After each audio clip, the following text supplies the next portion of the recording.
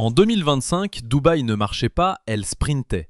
La métropole battait des records historiques, accueillant plus de 95 millions de voyageurs dans son aéroport. Une machine à cash lubrifiée par le luxe et portée par une foi absolue. Le monde ne cesserait jamais de voler vers elle. Mais voici le hic. Vous et moi allons franchir les portes de ce palace de 7 étoiles en avril 2026. Le seul son n'est ni la musique ni les rires, mais l'écho solitaire de vos pas sur le marbre précieux. Un silence si lourd qu'il en devient étouffant. Le Burj Al Arab, ce symbole en forme de voile de l'audace locale, a officiellement fermé ses portes. Ses 202 suites royales et chacun de ses restaurants gastronomiques ont baissé le rideau. Pour les experts en gestion de patrimoine, qu'un palace ferme pour rénovation après un quart de siècle d'existence est une décision tout à fait rationnelle. Mais quand ce silence s'abat simultanément sur les monuments les plus prestigieux de la ville, dans une fenêtre de tir aussi critique, cela dépasse le simple calendrier de maintenance. Cela devient une véritable autopsie économique, révélant une vérité bien plus sombre. Si le modèle de prospérité de Dubaï repose entièrement sur un flux ininterrompu de visiteurs fortunés, que se passe-t-il quand la source commence à tarir? Cette fermeture n'est pas un accident isolé. Elle est le révélateur d'une faille systémique profonde. Nous touchons ici du doigt la vraie nature d'un système bâti sur une dépendance totale. La célèbre voile s'est figée et notre enquête commence. Ensemble, nous allons remonter la piste de ce grand bluff. D'abord, la version officielle. Pourquoi ce chantier semble logique sur le papier? Puis ce timing suspect qui change la donne. Nous verrons ensuite comment d'autres icônes de la ville s'éteignent exactement au même moment. Enfin, nous mettrons à jour la vulnérabilité ultime que Dubaï tente de cacher, celle qu'aucun coup de peinture ne pourra réparer. Car la voile ne s'est pas arrêtée à cause d'une panne technique. Elle s'est figée parce que les calculs financiers qui la soutenaient ont silencieusement changé. Nos équipes ont croisé des dizaines de sources pour vous révéler ces faits. Si vous repérez la moindre imprécision, signalez-le en commentaire pour que nous puissions la corriger immédiatement. Soyons honnêtes et rigoureux dans notre démarche, tout bâtiment subit l'usure implacable du temps et le Burj Al Arab n'échappe pas à cette règle de la physique. Ce mastodonte fonctionne sans interruption, 365 jours par an, depuis son inauguration en décembre 1999. Pour un monument vieux de plus d'un quart de siècle, un chantier de cette envergure est techniquement justifiable. La définition même du très haut de gamme pour les grandes fortunes a radicalement changé. Le bling-bling ostentatoire des années 90, fait d'or massif et de marbre tape à l'œil, ne suffit plus à séduire les milliardaires de 2026. Ses clients exigent désormais de la discrétion, de la domotique de pointe et un design épuré. Mettez-vous un instant à la place de ces habitués qui dépensent des milliers de dollars par nuit. En observant bien, les fissures de l'âge commençaient à se voir. Les infrastructures électriques et les systèmes mécaniques invisibles accusaient un sérieux retard face à la révolution technologique moderne. Le recrutement de Tristan Auer, célèbre architecte parisien, montre bien que le groupe Jumeirah n'a pas agi sur un coup de tête. Un tel chantier, prévu pour durer environ 18 mois sur une tour de 321 mètres posée sur une île artificielle, requiert une logistique et une planification préparées des années en amont par les ingénieurs. Aucun gestionnaire au monde ne pourrait improviser un plan aussi titanesque en quelques semaines seulement. Économiquement parlant, repousser sans cesse les travaux d'un tel monument aurait fini par créer un gouffre financier ingérable, surtout face à l'émergence de nouveaux concurrents agressifs comme l'Atlantis The Royal ou le One and Only One Zabil, qui redéfinissent sans cesse les standards locaux. Le groupe Jumeirah ne fait donc que protéger la valeur à long terme d'un patrimoine irremplaçable. Cette version officielle tient la route, elle est parfaitement cohérente. Pourtant, ce qui transforme ce grand chantier en un immense signal d'alarme pour les analystes financiers, ce n'est pas la nature des travaux ou l'état de la plomberie interne. C'est plutôt la coïncidence suspecte du moment choisi pour appuyer sur le bouton pause. Dans le secteur de l'hôtellerie de prestige, le temps équivaut à un coût d'opportunité astronomique. Éloignons-nous un instant des communiqués de presse lisses et plongeons dans les comptes de la holding propriétaire. Si le marché touristique local tournait réellement à plein régime, avec des taux d'occupation records, fermer une telle mine d'or pendant 1 an et demi serait une pure folie financière.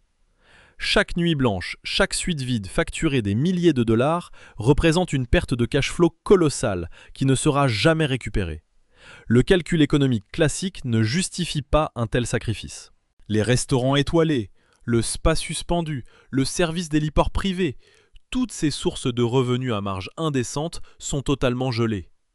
Le premier indice de notre enquête journalistique ne se cache donc pas dans les croquis de décoration, mais dans le calendrier macroéconomique du Golfe.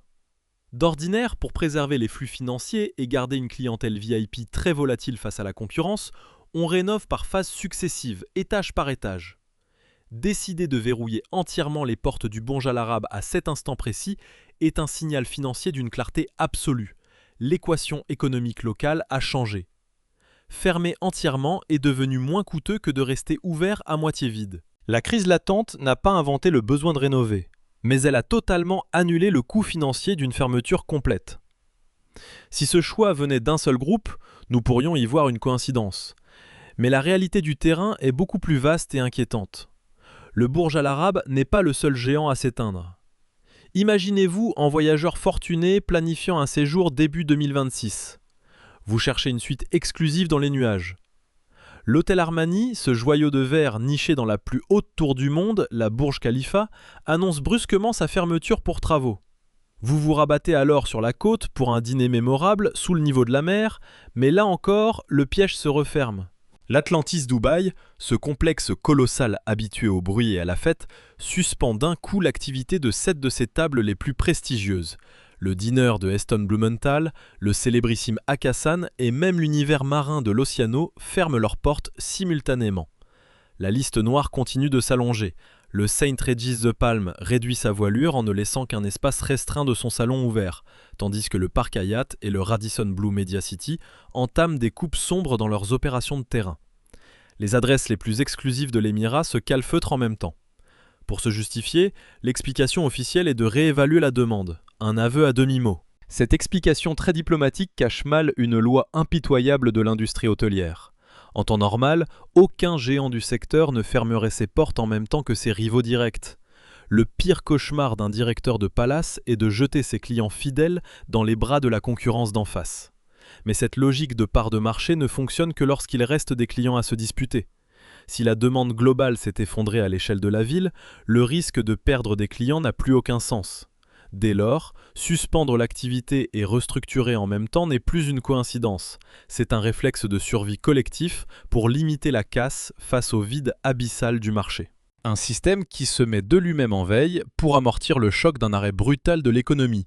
C'est là le plus grand paradoxe de cette affaire, de ceux qui font froid dans le dos quand on analyse les faits. Quelques mois à peine avant ce blackout, rien ne laissait présager un tel affaissement. L'effondrement d'un modèle économique commence rarement lorsqu'il montre des signes de faiblesse visibles. Il s'amorce toujours au sommet de sa gloire, quand tout le monde croit le système invincible. Dubaï a entamé l'année 2026 non pas comme une ville aux abois, mais en célébrant sa domination absolue sur tous les classements mondiaux, chiffre du gouvernement à l'appui. En 2025, l'Émirat revendiquait le chiffre record de 19 590 000 touristes internationaux. Le taux d'occupation des hôtels frôlait les 80,7%, un score totalement irréel pour n'importe quelle autre capitale touristique européenne ou américaine. L'aéroport international de Dubaï, véritable poumon de cette économie du luxe, avait vu transiter 95 200 000 passagers, conservant son titre de plaque tournante mondiale. Les prévisions les plus folles projetaient d'atteindre la barre des 100 millions d'ici fin 2026. Mais grattons un peu sous le vernis de cette vitrine clinquante de restaurants étoilés et de gratte-ciel résidentiels haut de gamme. Regardons les choses en face, rien de tout cela n'a été conçu pour la population locale. Ce gigantisme, cette machine de guerre touristique, n'existe que pour une seule et unique hypothèse, que le flux d'étrangers fortunés ne s'arrête jamais. Aujourd'hui, vous et moi allons décortiquer ce mirage. Tout a été pensé, calibré et tarifé pour que les avions continuent de se poser et que les valises remplies de billets défilent sans fin à la douane.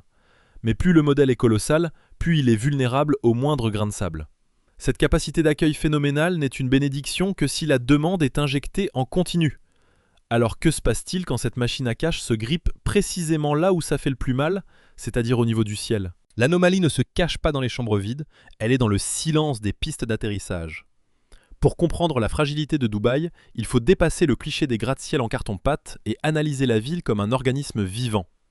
Dubaï ne vend ni chambre de luxe, ni sac de créateurs, elle vend du mouvement. Des avions, des valises, des capitaux. Mais au printemps de l'année 2026, des tensions géopolitiques majeures ont frappé la bête en plein cœur. la perception de sécurité des ultra-riches. Quand ces multimillionnaires doutent, ils n'annulent pas leurs vacances, ils détournent simplement leur jet privé vers Londres ou Singapour. Un seul vol dérouté, et c'est tout l'édifice qui vacille par un effet domino implacable.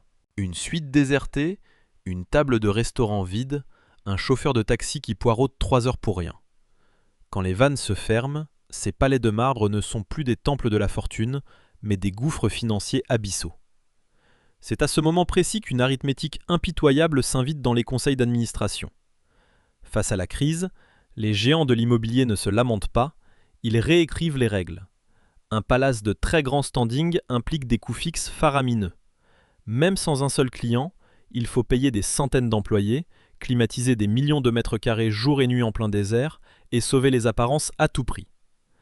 Mais rester ouvert à perte est un piège mortel. C'est l'hémorragie financière assurée, doublée d'un suicide symbolique.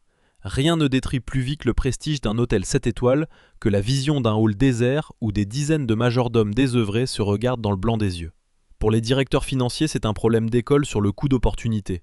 Quand l'établissement tourne à 80% de sa capacité, fermer pour rénovation équivaut à perdre des dizaines de millions de dollars. Impensable. Mais quand un choc géopolitique vide les chambres, ce coût d'opportunité s'effondre. La crise n'a pas provoqué l'usure du Burj Al Arab, elle a simplement ouvert une brèche temporelle inattendue que les gestionnaires ont immédiatement saisie. Ils ont enfin trouvé le prétexte idéal pour lancer ces travaux sans cesse repoussés. Les grands patrons appellent cela les dépenses d'investissement opportunistes. Plutôt que de regarder leurs actifs sombrer dans le rouge, ils verrouillent les portes, convoquent les architectes et transforment cette période de vache maigre en pari sur l'avenir. C'est une manœuvre défensive redoutable d'efficacité. Bien sûr, la rénovation et la préservation du patrimoine sont bien réelles, mais sous les bâches de chantier clinquantes se cache un aveu de faiblesse historique. Il aura fallu une crise internationale majeure pour que ce géant trouve enfin le courage de fermer ses portes et d'affronter ses propres limites. C'est précisément ici que vous et moi devons nous arrêter pour réfléchir. Car malgré l'intelligence de cette stratégie, ce n'est qu'un pansement sur une fracture ouverte. Si des complexes valant des milliards de dollars dépendent d'une crise mondiale pour oser se réinventer, quels secrets inavouables cachent leurs fondations? Qu'est-ce qui manque réellement à cette métropole? Aucune pirouette comptable ne peut masquer la réalité. La plus grande vulnérabilité de Dubaï n'est ni le manque d'argent, ni l'absence d'audace architecturale. Non, leur véritable talon d'Achille réside dans la nature même de leur modèle économique, basé sur une dépendance absolue et totale envers l'extérieur. Comparé avec les autres grandes capitales du tourisme. En cas de tempête, les nations disposant d'un marché intérieur solide ont un filet de sécurité. Si les visiteurs étrangers désertent, la clientèle locale amortit le choc.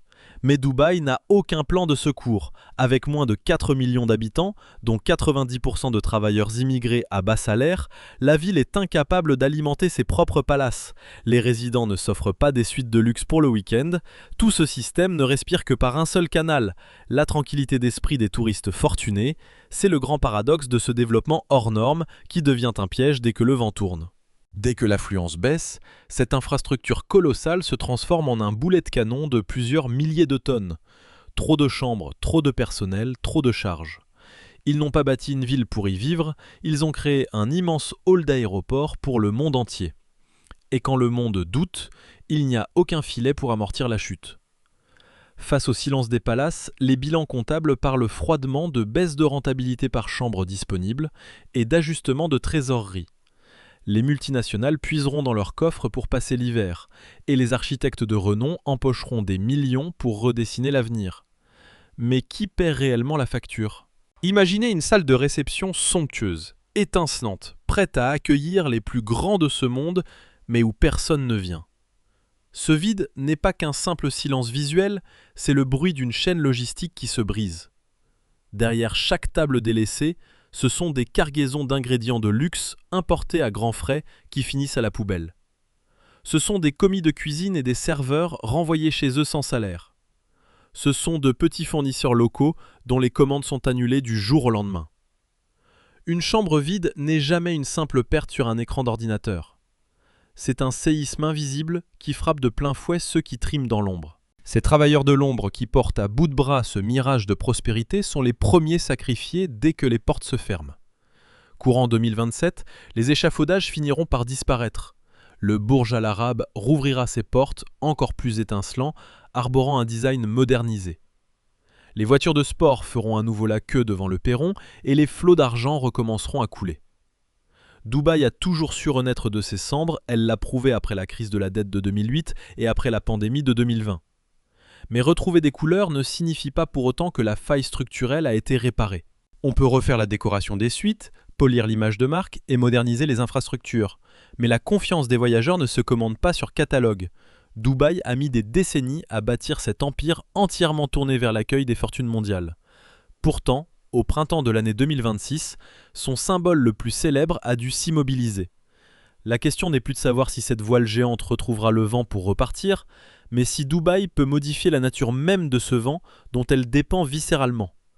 Si le système continue de parier sa survie sur un afflux infini de visiteurs, la prochaine secousse aura des conséquences identiques. L'effondrement des empires ne provient jamais d'un manque d'argent pour entretenir les palais, mais de fondations fatiguées qui ne peuvent plus supporter leur propre poids. Alors dites-moi, qu'en pensez-vous ? Ces modèles de croissance dopés à l'or et aux illusions peuvent-ils durer éternellement ? Ou allons-nous voir d'autres symboles baisser pavillon dans les années à venir ? Si vous appréciez nos enquêtes et nos analyses approfondies, n'hésitez pas à laisser un pouce bleu et à partager cette vidéo. Abonnez-vous à notre chaîne et activez les notifications pour ne rien manquer de nos prochaines investigations sur le terrain.